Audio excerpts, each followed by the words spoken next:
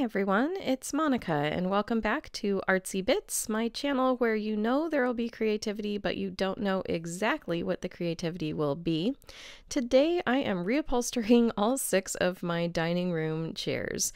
So they're going to go from that old floral fabric to these nice green vinyl wipeable seats, which is great for me since we have kids in our house, and I'm going to just share this process with you. One of the benefits of having a fun artsy channel is that I get to just kind of share what I'm working on.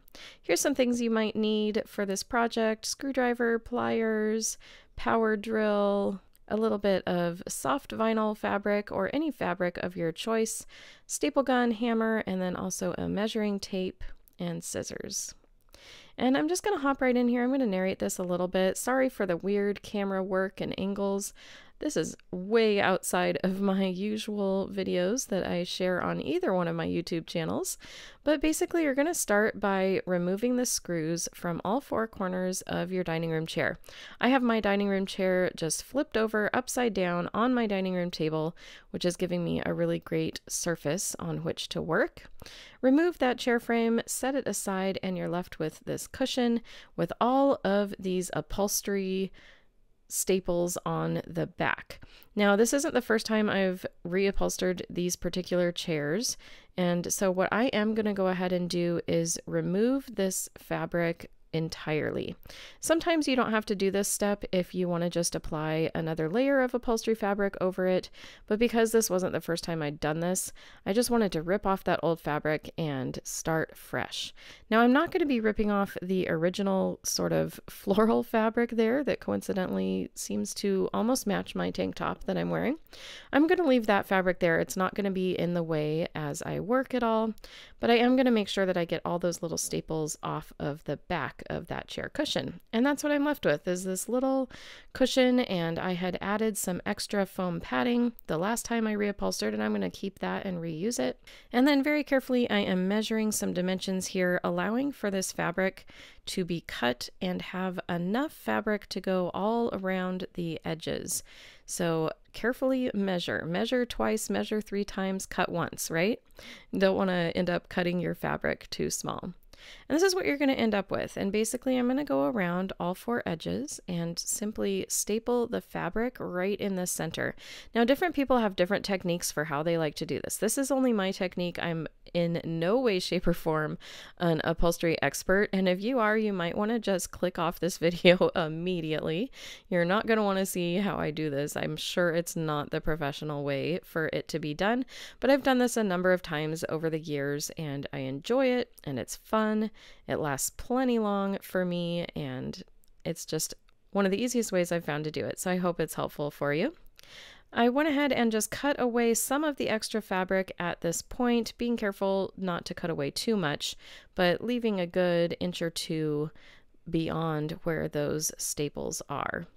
Now, there's a lot of different options you can do here on the corner. You can wrap it like a present. You can kind of stick the flap inside, stick the flaps outside, whatever sort of works for you. Now, this is extremely thick fabric that I'm working with, so I'm going to actually tuck the fabric in toward each side of the corner.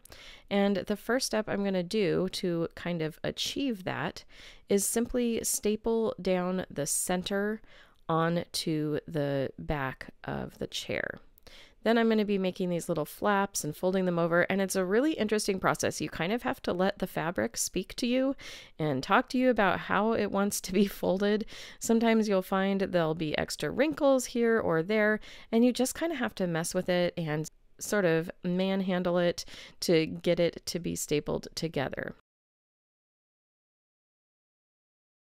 So again, just taking the center of the fabric first, stapling it down to hold it in place, and then making those folds and stapling them down as well, cutting away extra fabric as needed, but never too much, because you do want to be able to affix that fabric in a very secure manner. And that's how I did my corners on this project. I've done my corners differently when the fabric's not so thick, but you just kind of play around with it and figure out what's going to be the best way to do it. So here is what you're left with at the end. I went ahead and added extra staples around the edge. I was always pulling my fabric tight, but not super tight. I'm not trying to stretch it like crazy, but I am trying to make it snug. And then basically your last step here is going to be to affix that back to the chair. So again, I'm flipping it over upside down on my dining room table, and I'm just adding screws into those corner holes. Again, I'm reusing the same screws that were there. Every once in a while, I switch those screws out when they get worn or are stripped or anything like that. But in this case, I was able to go ahead and just affix them using the same screws as last time. And here's a finished product. There's one chair down, 5 more to go. I had a lot of fun doing this. It took me just a couple hours for a couple days, and I was able to get all 6 of these chairs done. Now they're wipeable. Look at that staining. Look at that upholstery.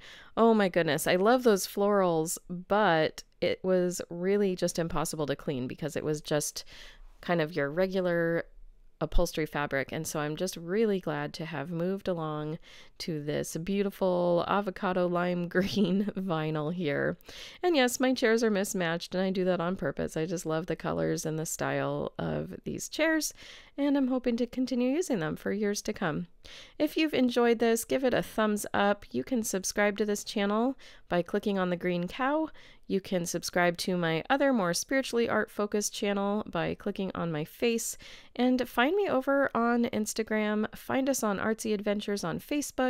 Share your art stories with us, and have a fabulous day.